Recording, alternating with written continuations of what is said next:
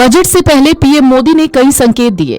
वहीं वित्त मंत्री निर्मला सीतारमण ने कहा, देश में 65% से ज्यादा करदाता न्यू टैक्स रिजीम को अपना चुके हैं, यानी हर 3 में से 2 लोग न्यू टैक्स रिजीम के तहत आयकर फाइल कर रहे हैं। वित्त मंत्री निर्मला सीतारमण संसद में बजट पेश कर रही हैं। सबसे ज्यादा उम्मीद आयकर दरों में बदलाव को लेकर है।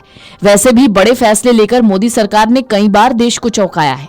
पिछले कुछ दिनों से इसके संकेत मिल रहे हैं। वित्त मंत्री निर्मला सीतारमण ने जुलाई के बजट में 6 महीने के भीतर 6 दशक पुराने आयकर अधिनियम 1961 की व्यापक समीक्षा की घोषणा की थी और अब इस बात का जिक्र हो रहा है कि क्या ओल्ड टैक्स रिजीम का द एंड हो जाएगा।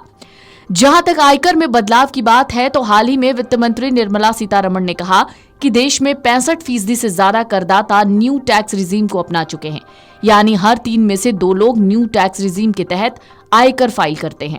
इस डेटा में पिछले 1 साल के दौरान ज्यादा बदलाव आया है, क्योंकि सरकार ने जब बजट 2020 में न्यू टैक्स रिजीम को लागू किया तो लोग इसे अपनाने से कतरा रहे थे, क्योंकि उस समय न्यू टैक्स रिजीम के मुकाबले ओल्ड टैक्स रिजीम ज्यादा बेहतर और फायदेमंद लग रहा था।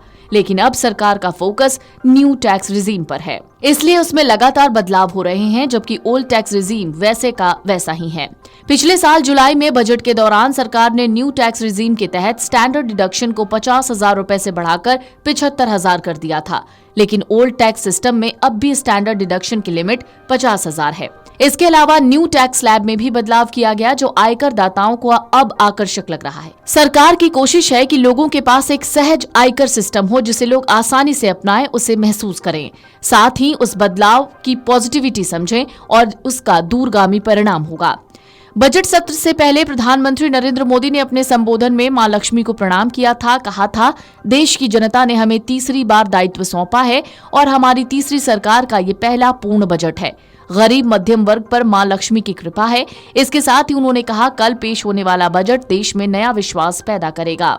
इस बार भी बजट में सरकार का फोकस न्यू टैक्स रिजीम को ही और अधिक आकर्षक और लाभदायक बनाने पर रह सकता है। रिपोर्ट के मुताबिक मानक कटौती यानी स्टैंडर्ड डिडक्शन की सीमा को 75 से बढ़ाकर 1 लाख करने की संभावना है। इसके अलावा 20% टैक्स रेट के दायरे को भी 12 से 15 लाख रुपए की आय से बढ़ाकर 12 से 20 लाख रुपए तक किया जा सकता है। ये बदलाव खास तौर पर उन लोगों के लिए राहत लेकर आएगा जिनकी आय 15 से 20 लाख रुपए के बीच है। फिर तो ओल्ड टैक्स रिजीम से और भी tax payers new tax regime में शिफ्ट हो जाएंगे, जिससे ओल्ड टैक्स रिजीम की लोकप्रियता और घट जाएगी और इसका सीधा फायदा न्यू टैक्स रिजीम को होगा।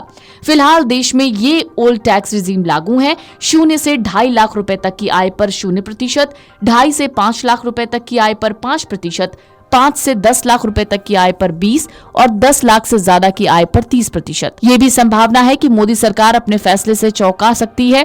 फिर कहीं सरकार पुरानी टैक्स प्रणाली को ही समाप्त न कर दे, क्योंकि अगर 80% से ज्यादा लोग न्यू टैक्स सिस्टम अपना लेते हैं तो फिर सरकार को ओल्ड टैक्स रिजीम को खत्म करने का विकल्प भी मिल जाएगा।